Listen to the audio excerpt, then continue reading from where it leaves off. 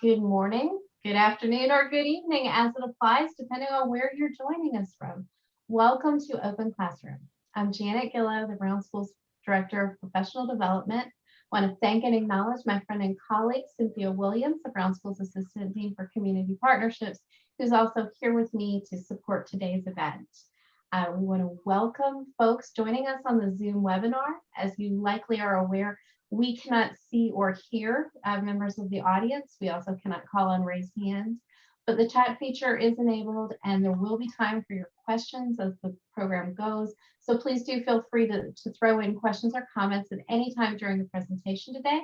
We want to extend a welcome to anyone joining on the YouTube live stream or perhaps watching this recording later. We're delighted you're with us and also want to let you know that we're not able to moderate Q&A through YouTube. So before we get started today, I just want to let you know a couple things coming up on Open Classroom. We do multiple programs every week and they are free and open to absolutely everybody. So if this is your first time joining us, welcome. And if you're a longtime participant, welcome back. We will be doing another program on Thursday of this week. That's November the 18th. We have a program entitled A Social Work Perspective on Immigration Reform. It's a panel conversation offered in partnership with the American Academy of Social Work and Social Welfare. And then the other thing that I'm going to flag for you is the next event in this Africa Speaks series will be on December 7th. We're going to hear from Dr. Lumbe Mwamba, who's from Zambia. She's going to deliver a presentation on sport for development, empowering individuals and communities in Africa. So I would love to have you come back for that or anything else. But now it's my great pleasure to turn the program over to Kurt Dirks, our Vice Chancellor for International Affairs. He's also Director of McDonald International Scholars Academy, the Bank of America Professor of Leadership. Kurt, please take us away. Thank you, Janet. Thank you for always doing such a great job of hosting these sessions and setting them up. They are successful because of your work, so thank you. To everyone in the audience, welcome to all the scholars who are here who have an interest in Africa. Here at WashU, obviously we place a lot of value on Africa as an opportunity for collaborative research and education. I know, as many of you know, we have a large number of faculty doing work on the continent on a range of issues, whether that's social development, health, climate change, economic development, the humanities, and many other areas.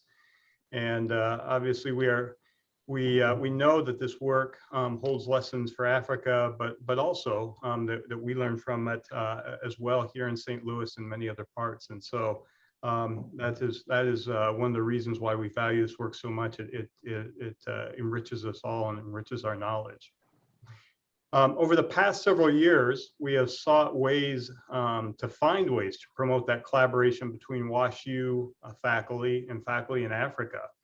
And the Africa Speaks series has been one of the ways which we've tried to spotlight experts on the continent and to learn from them. And it allows us and the many graduate students who are interested in Africa or from Africa to be able to develop those collaborations. And so we appreciate this opportunity and to do that and for you to join us with that. We have a faculty host for each of these, a WashU faculty host. And today's host is Professor Mungai Mutonya, and he is a teaching professor in Africa and African American Studies. His work is on the social and linguistic changes that take place in multilingual African countries. And Mungai, I'll turn it over to you. Thank you for being our host today. Thank you, Kat.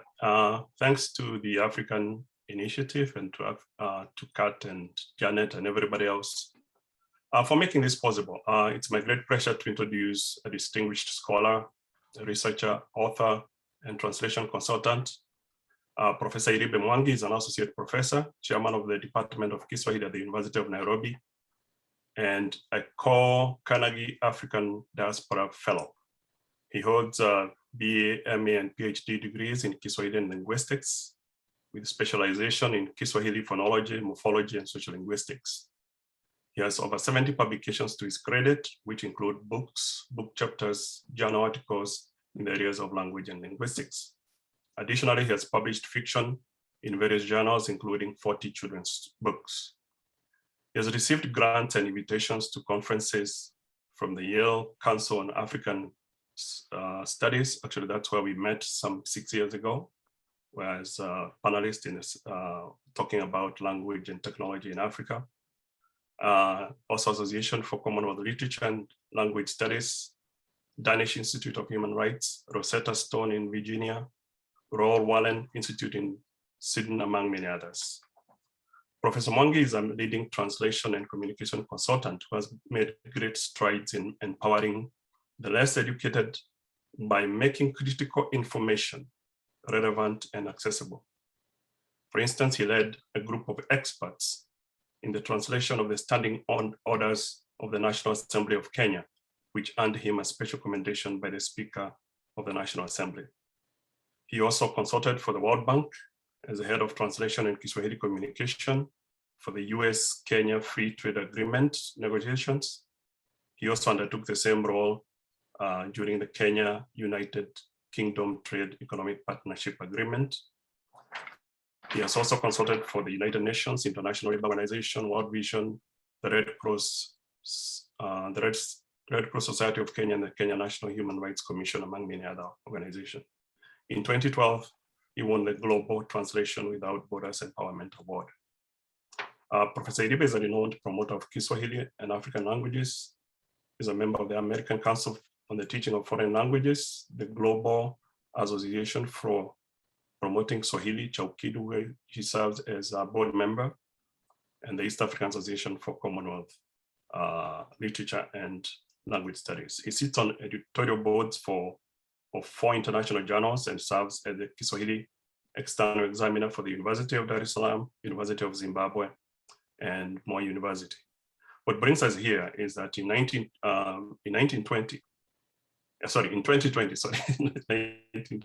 2020, Professor Iribe and I were awarded a joint Carnegie African Diaspora Fellowship, which seeks to have a mutually beneficial collaboration between the Department of Kiswahili, which he chairs, and the Department of African and African American Studies here at WashU. The ongoing research focuses on the mobility, linguistic adaptation, hybridity, and innovation among many groups of African immigrants who have resettled in Nairobi, understanding that dynamic of language and how they adapt to new environment, and also in the passing of new information. I thank the African Initiative for helping sustain the ongoing research collaboration between the Department of Kiswahili at University of Nairobi and AFAS, and also thank the Department of Kiswahili and University of Nairobi for hosting me last summer. Please join me in welcoming this wonderful professor and great friend of mine, Professor Iribe Mwangi, to talk to us. Professor Iribe. Thank you very much, Professor Mutonya. It is something. And I'm happy that we've been able to collaborate as the University of Nairobi and the University of Washington at St. Louis, and that we are doing quite some research together. As you've mentioned, we are doing a research. We are trying to do the language map of Nairobi and looking at the distribution of the languages that are spoken in the county of Nairobi. And I hope I'll have a minute to talk about that as I conclude. The other thing I would want to mention is that I know that the audience listening to us is not just comprised of linguists and language scholars, but it's a mixed audience. And as a result, I'll try to be as general as I possibly can, even as I speak about language issues. And because of that recognition and realization, I'll start by giving a review of the language situation in Africa. That's where I would want to start, so that we see where we are in terms of language and linguistics. But before I do that, let me just give you the title of my discussion today, Language as a Conveyor of Culture. We are looking at the case of borrowed vocabulary in Kiswahili. And in a short while, I'll discuss the words culture and borrowed that appear on that title to say exactly what it is that we will be looking at. Now, those are the maps I have mentioned. The first map, I am saying this is the perception that we have of the language situation in Africa, where we see Africa as divided between Anglophone speaking and maybe Franco speaking, as well as Arabic speaking countries or regions. But on the right, we have what I'm calling the reality. If you look at the first map, the perception is that the entire section marked red basically is English speaking. Blue is Francophone. We have pockets of Arabic and French, and the northern part is basically Arabic speaking with a few other languages in between. That is the perception that we have about Africa and language, but the reality is different. It's on the right. We realize that we have no issues on the northern part, the one that use Arabic, but on sub-Saharan Africa, we are talking of various languages, many of them. You can see that in the West Africa region, Mading and Hausa are large families. We have Chadian, Sudanese, Arabic to the north. We have Somali to the east. We have languages like Afrikaans and Guni in the south. And of course, our major focus is this section that uses Swahili. And this is the language that we will be monitoring this. It's evening here. It's in the morning in the US and the different hours in different places. Now, what then are the language families that are found in these regions? We have basically two major language families and two others. And the major one is this, Bantu. All this area is Bantu speaking. Is what is also called Congo Cordovinian, this region. We do have Afro-Asiatic languages to the north. And we do have pockets of Nilo-Saharan, the ones marked green here, and I think red to the right. And we may not forget or want to forget the Khoisan to the southwest of Africa. Those are the basic language families that we do have, that we have in Africa. Let's then move to Kenya. We have three major language groups in Kenya. We do have the Cushitic languages in the entire of this region, Nilotic languages, basically in what we call the Rift, and Bantu languages marked green, found in the coastal region of Kenya and the central Kenya, and pockets of it in the western region. Coming now to Swahili. In Africa, this is one of the countries where Kiswahili is spoken by basically almost everybody. And this country is Tanzania. Then we have Kenya and Uganda. You can see that the blue is deeper in those two countries. Then moving on to the central part of the continent, and again to the southeastern. So we are basically saying that Kiswahili is a language that is spoken in very many areas in Africa. It is spoken widely.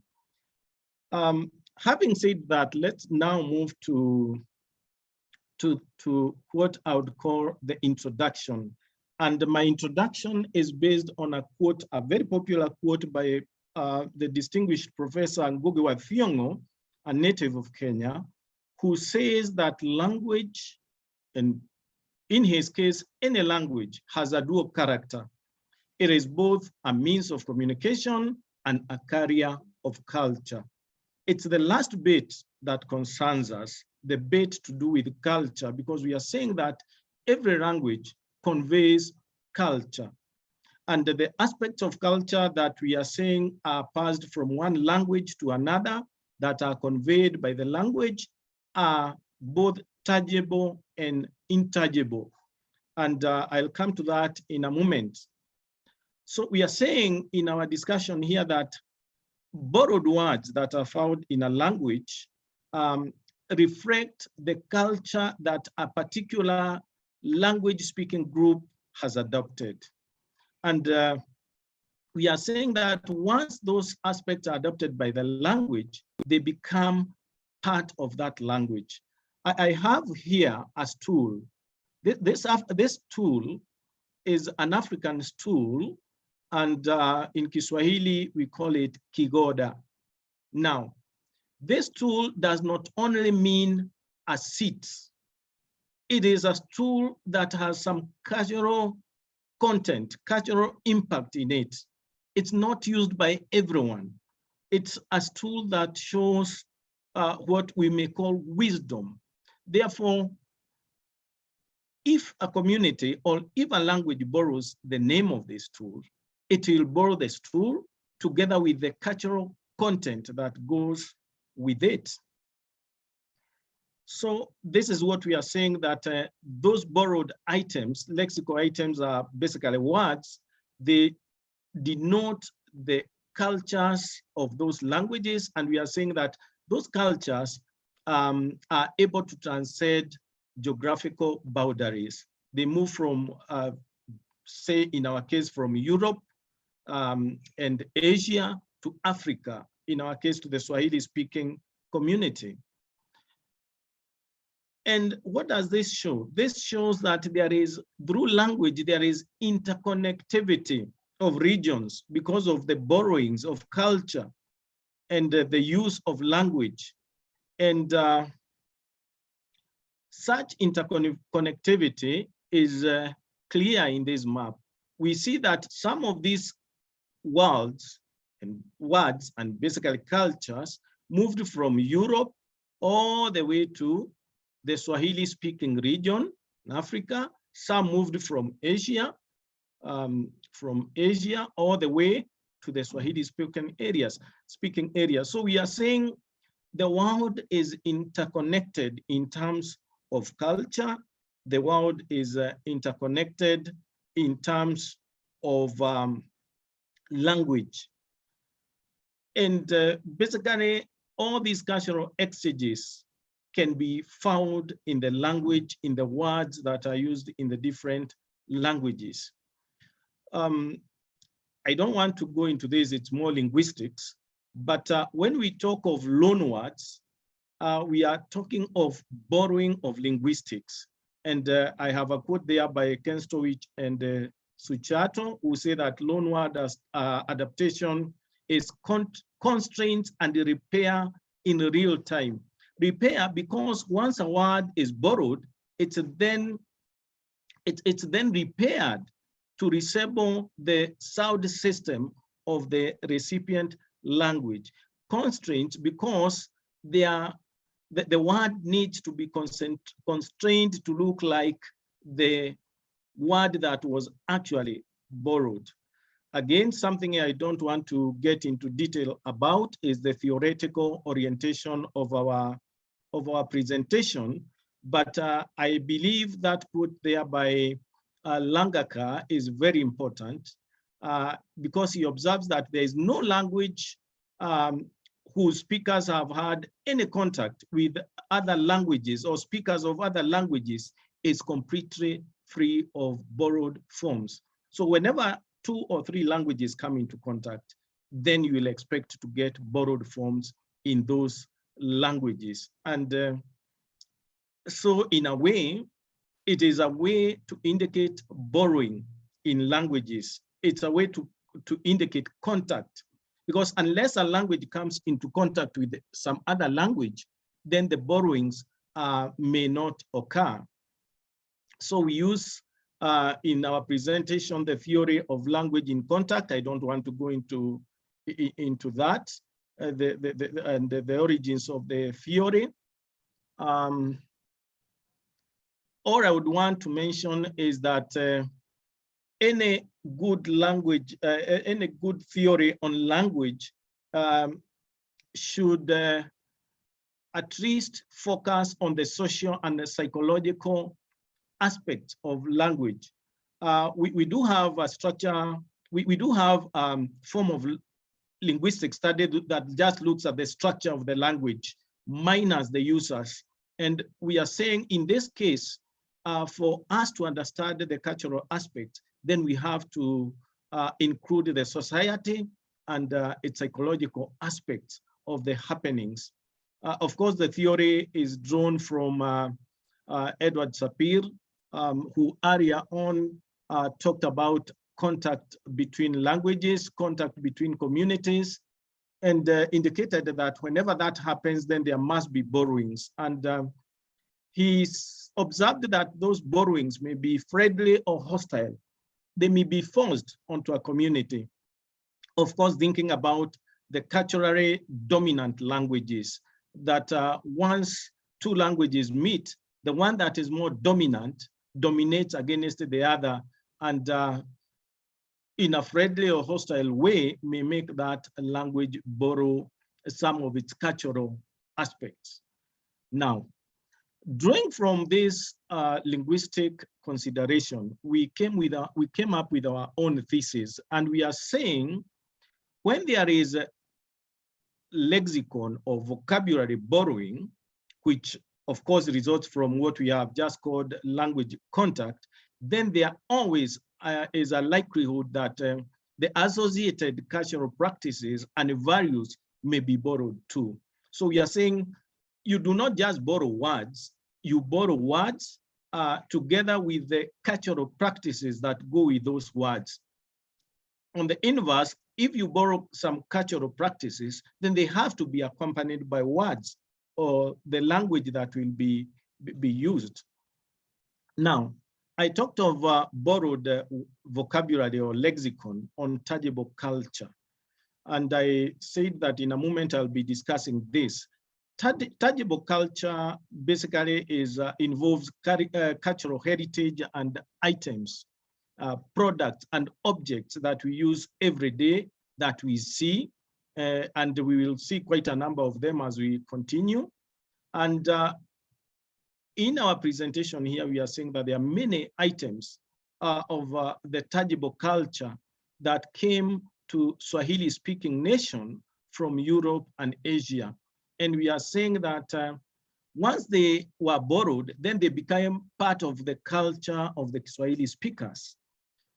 We are also saying that by use of language study, basically studying the morphology of the recipient language, in this case, Kiswahili, it is possible to see some of those aspects that were borrowed and that came into Kiswahili from geographically different regions. The first aspect we look at is the travel and technology, and I don't want to go deep into it. In Africa, the main mode of travel was on foot. We remember those caravans, slave caravans before that, and all the things that happened during them, during that period.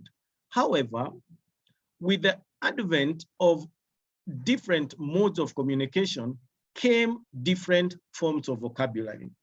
And this new arrivals in terms of vocabulary can tell us which cultural products are foreign to Kiswahili. And we can see some of the borrowed words there from English in terms of travel modes. We have the bus, which basically in Kiswahili is basi, the eloprene, which is elopreni, and we have others that have been borrowed from languages like Indian, Persian, and even Arabic. We have those words there. I don't want to keep reading them. But this shows us that this is a mode of travel and transport that was foreign to Kiswahili speakers. And once this mode of transport was adopted by Kiswahili speakers, then it became part of their culture, so that gari, that is a vehicle, became part of their culture, part of what they do almost on a daily basis. And that word gives us that conceptualization. Then I will also talk about education. In pre-colonial times, Kenodia 2009 tells us there was what we call localized, relevant, indigenous knowledge. And we are saying this was informal education. Informal because there were no classrooms, there were no promotion of grades. We didn't have schools as we know them today. And therefore, every place was a classroom. And everybody who understood the community and who wanted to pass information about the community was a teacher. So that we did not have teachers as profession. We did not have teachers as professions. We did have everybody who understood the society, welfare of society, the culture of society was a teacher. And every place was a classroom.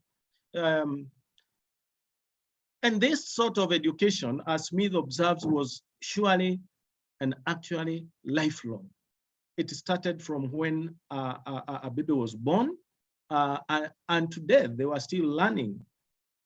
But then formal education, in terms of learning, seems to have replaced the informal in a very great extent. And this is very obvious if you looked at the cultural items that are associated with education currently. Most of them are borrowed, meaning that this education culture too is borrowed. Looking at words like chalk, the alphabet, and even school itself, which in Kiswahili is skuli, all these are borrowings from English. And we have more and more of such borrowings from other languages. For example, we do have borrowings from German, Schule, very commonly used in Kenya, which basically is a school. We have others from Arabic, education, book, teacher, all those are borrowings. And therefore here we tend to agree with this myth that the borrowed form of education, which became part of the culture of the Swahili speakers, is hierarchical, it's structured, it's chronological, it's graded, and we have what we are now calling a system of education through which a pupil learns from the lower grades all the way to the universities. Now, some other cultural borrowings have to do with the status. And this status may be recognized from the titles. And most of the titles reflect a newly acquired cultural form of recognition. Take, for example, the word balozi in Kiswahili, which in English means an ambassador. This is a borrowing from Turkish. So basically showing that we may not have had a person who is seen as a representative of their society, in this case Kiswahili, in a different cultural setting. We have waziri, minister, president. These are some of the cultural acquisitions that the Swahilis may have acquired as a result of interaction with other communities. Let's note that we are talking about contact.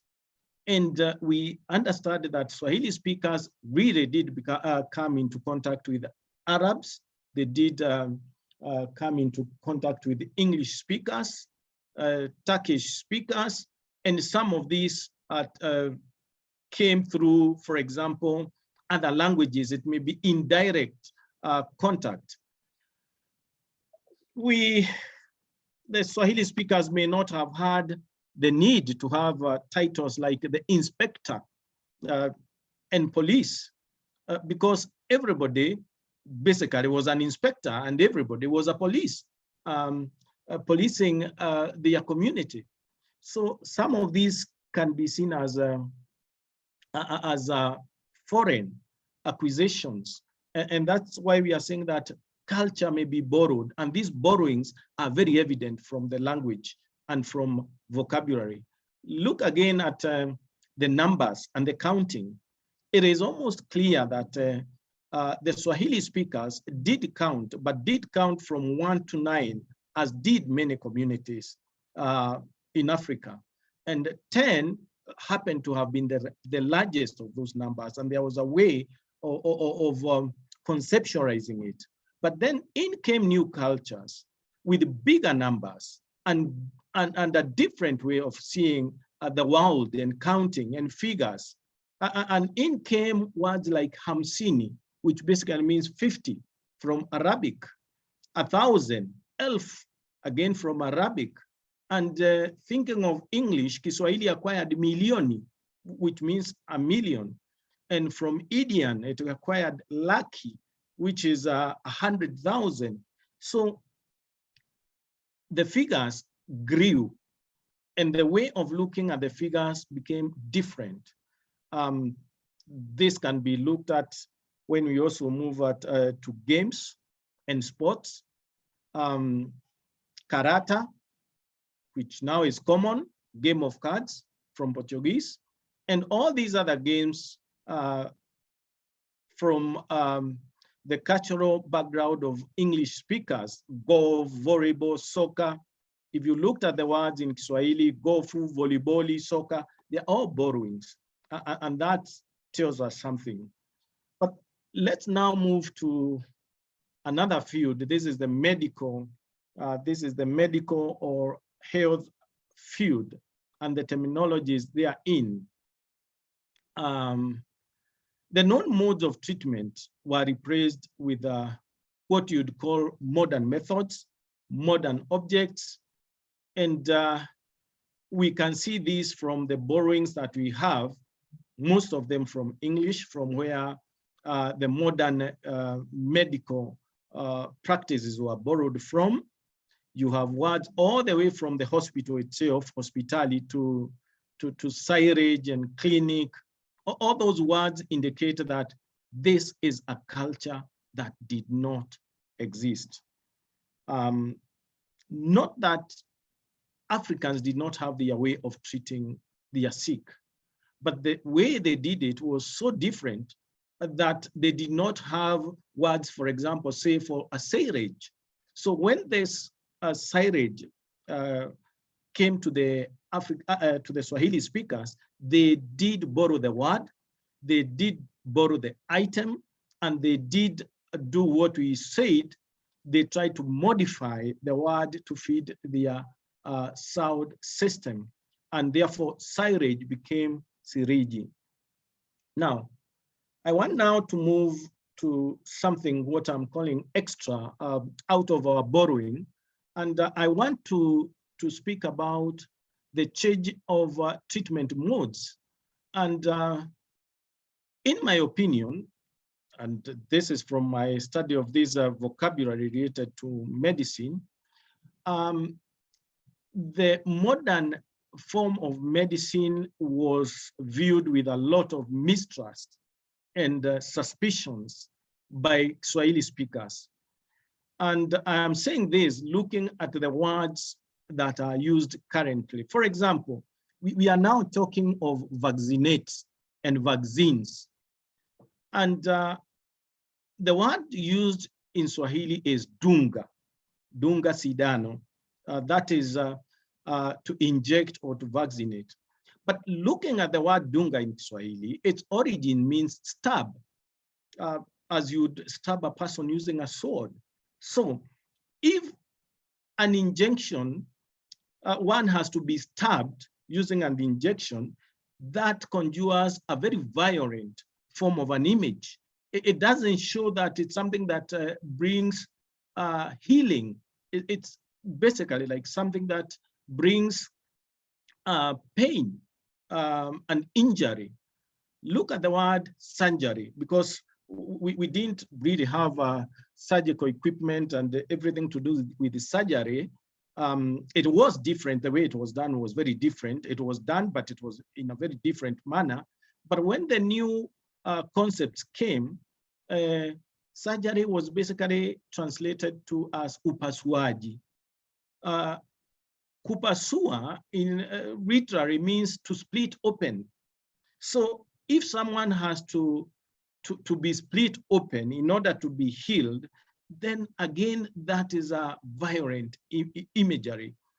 Or when we talk of extracting a tooth, kungoa, ngoa jino, basically and literally uproot.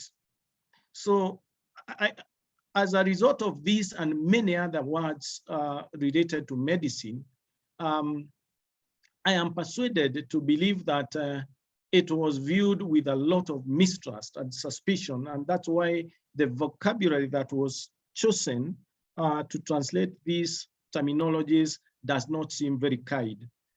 And therefore, I would want us to leave that point with some food for thought. Could this also be a reflection of the manner in which early medical practitioners in Africa related with the population? What was the relationship between those early practitioners and the populace, the Swahili speakers in this case? That's something we may want to think about. And as I close this chapter on borrowing of medical terms, I would want to get to where we are at now after the advent of COVID-19. This brought with it massive borrowings because almost everything to do with the COVID-19 was new. It was a new phenomenon. It came with new words from English mostly, and Swahili had to cope and cope fast.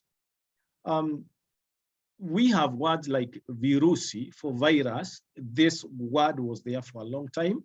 Its use was not very much spread, but I believe with the advent of COVID-19, everyone now knows virusi.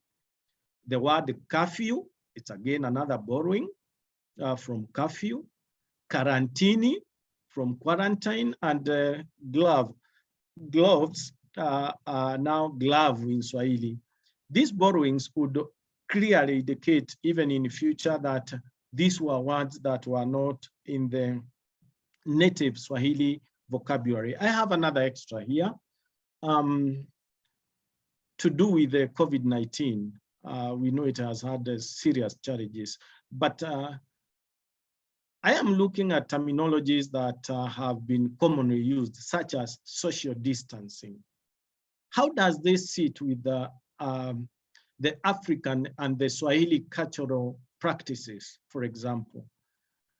Africans are known for being socially very, very close. So once you use a word like social distance, or they are socially very close, what psychological effect does this have about the disease and the terminologies? Because when you are telling them to be socially distant from the folks, for example, then this does not seem very kind. And that explains why some of the words and some of the practices seem extremely foreign. We were thinking maybe some form of geographical distancing may sound better. Or think of the word like lockdown. what memory would a lockdown bring to African users? It reminds them of the colonial lockdowns, the gulags that were associated with colonialism. And this may have a lot of effect on not just the language itself, but the cultural understanding of the disease and preventive measures.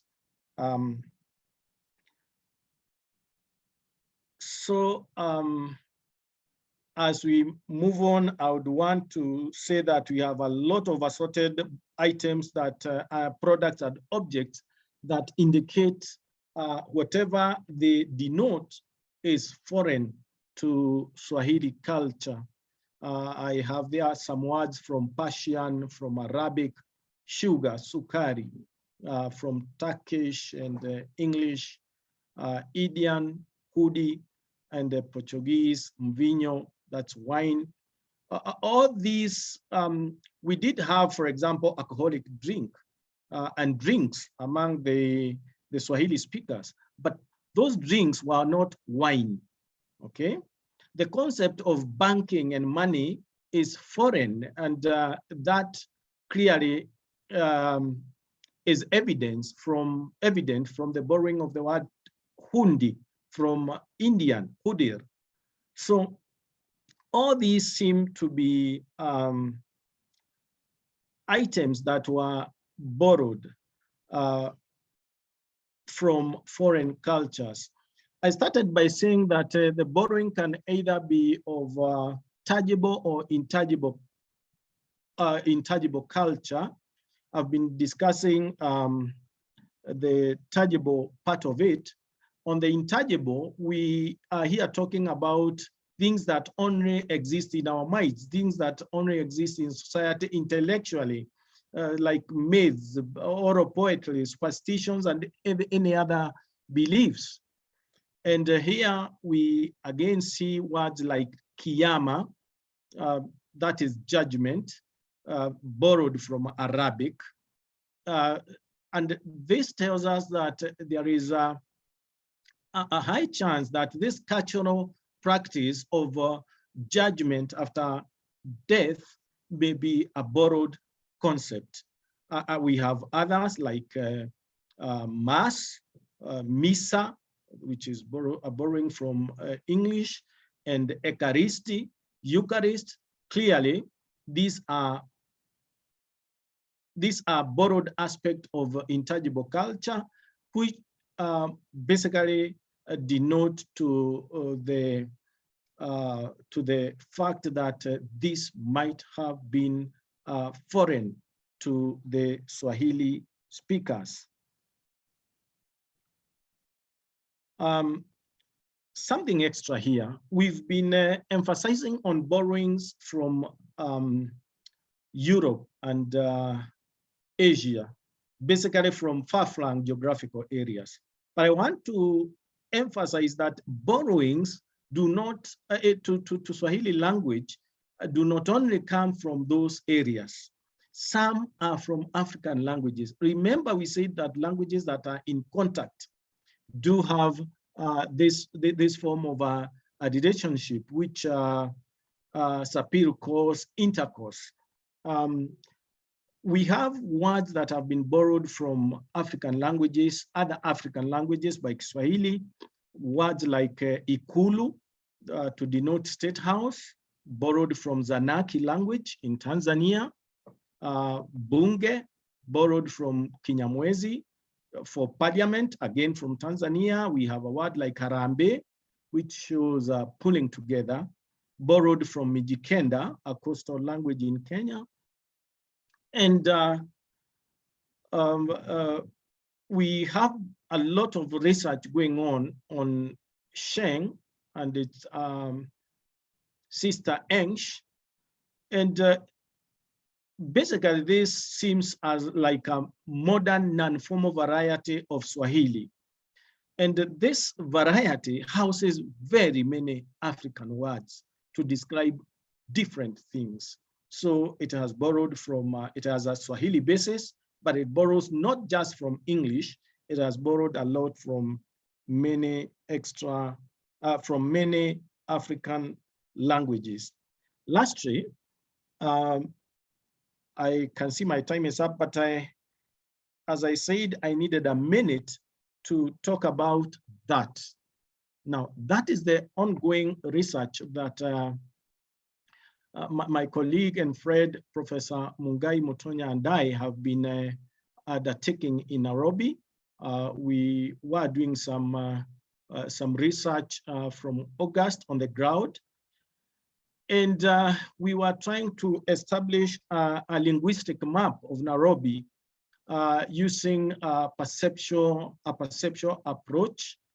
And we basically have something which is down here. And in doing this, we were trying especially to look at the language use of the immigrants.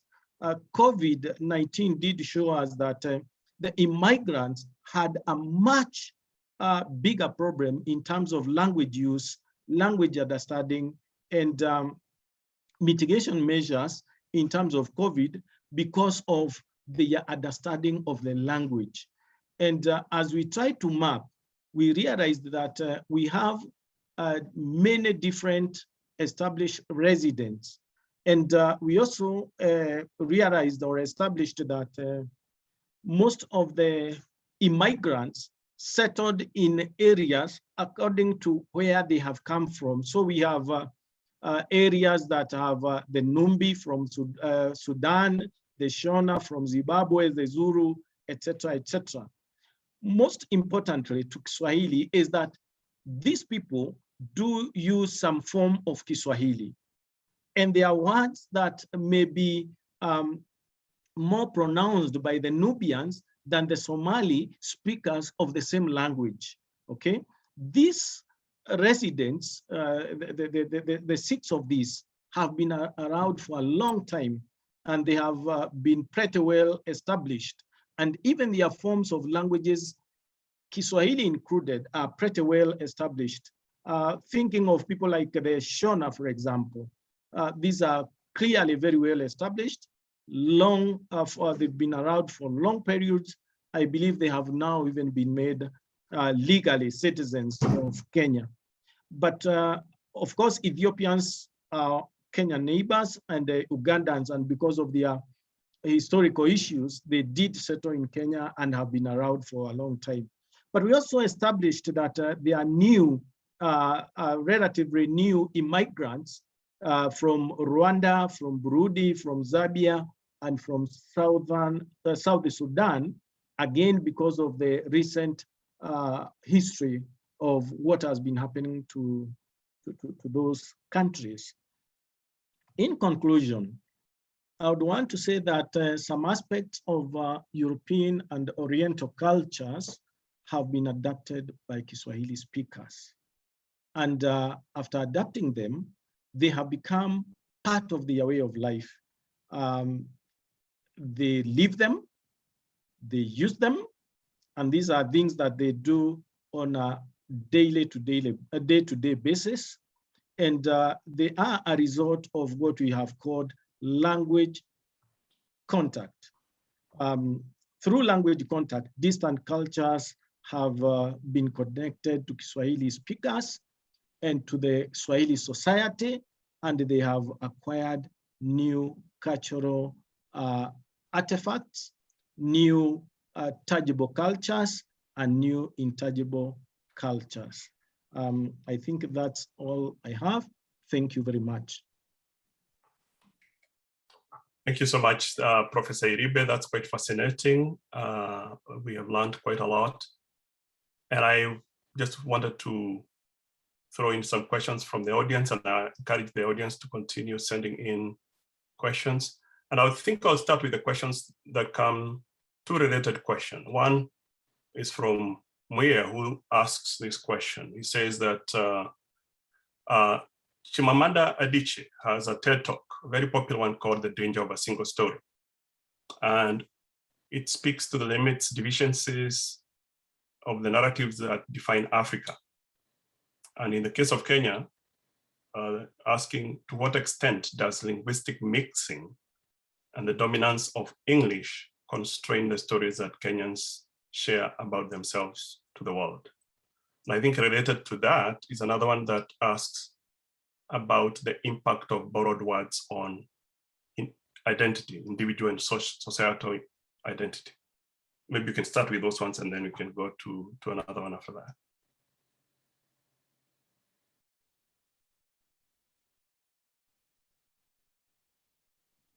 Thank you very much, Professor Mutonya. Let me start with this one on a single story. I think this is the most dangerous thing that has happened about Africa. For a long time, we have had a single story. And once we have that, then it gets very hard for Africans and anyone for that matter to be heard. I started by showing the reality about African languages and the perception that has been perpetrated for a long time about the language map of Africa. This, I must say, limits to a very great extent the understanding of what happens where. And therefore, I would personally vouch for a way where we have a multi-pronged form of storytelling, where our story is told by others and where we also tell our own story. This way, Africa will be understood in a better way. That's how I would talk about that. Then the second question was on impact of borrowing and identity. Now, I think this is what one would call a catch-22 situation. Maybe one would want to have what you'd call a puritanic form of language, where you have a very pure language without borrowing. But then again, we ask ourselves, is this reality? Is it possible to have a language that is pure, especially at this age when we are we are becoming global, when we are becoming technologically and scientifically savvy? Would we develop if we wanted to be puritanic? That would be the question. And to answer that question, I would also say that every language in the world borrows. Actually, the language I'm using now, English, has borrowed more than any other language from languages like French, Italian, Greek, and any other language that, including Swahili, which I'm using. I have seen the Oxford 10th edition. We have words like mzee, which is basically a Swahili word, and many other Swahili words like shamba and others. So every language borrows, but does a language lose its identity? And do the language users lose their identity as a result of borrowing? I don't think so. I think borrowing enhances the language users and gives them a global outlook, and they are able to adopt to strategies and also have commodities, tools, and everything that will make them move forward with the world. But I do not think this has what you'd call a major impact on identity. Because if that were so, the English speakers would not have an identity. Right then. I have two other questions that relate to borrowing. One from Nicholas Makanji. He says, wonderful presentation, Professor. And he asks, we have seen excessive borrowing established as an indicator of language endangerment. I'm wondering, from your encounter and research and establishment of the extent of borrowing in Kiswahili, could this borrowing be an indicator of a threat to Kiswahili? Could it endanger Kiswahili? And related to that, Carolina Sorgo says, is the fact that Swahili is a lingua franca in the region make it more likely to have loanwords? also, how do you compare the effort to create Kiswahili vocabulary rather than used borrowed words?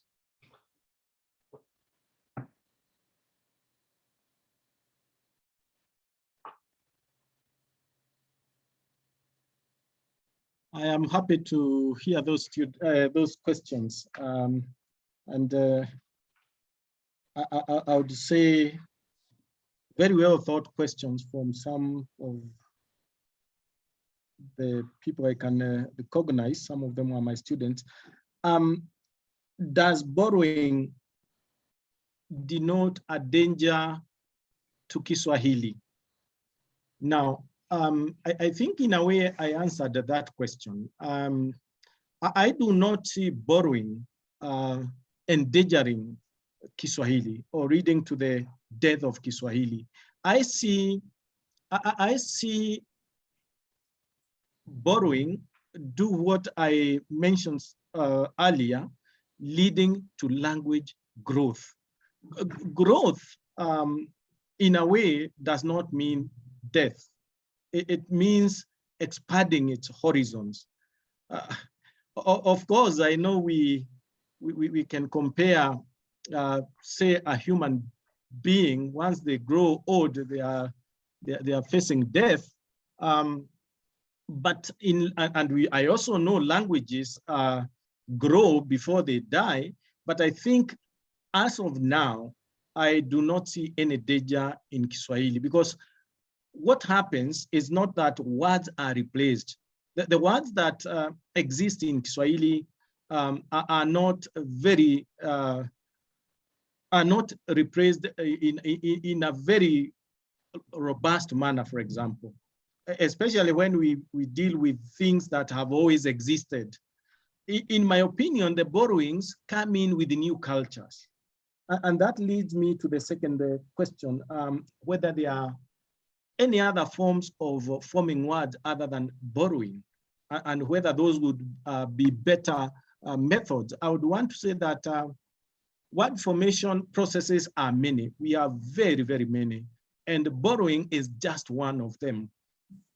And maybe what we may want to do is to see the percentage of these new creations. For example, if we looked at the new words that have been formed in Kiswahili in the last 2 decades, how many of them are borrowings, okay?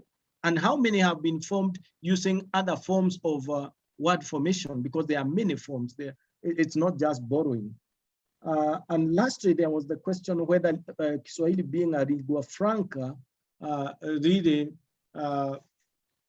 portrays its borrowing. I think they are saying that it borrows a lot because it's a lingua franca. I think I would agree with that because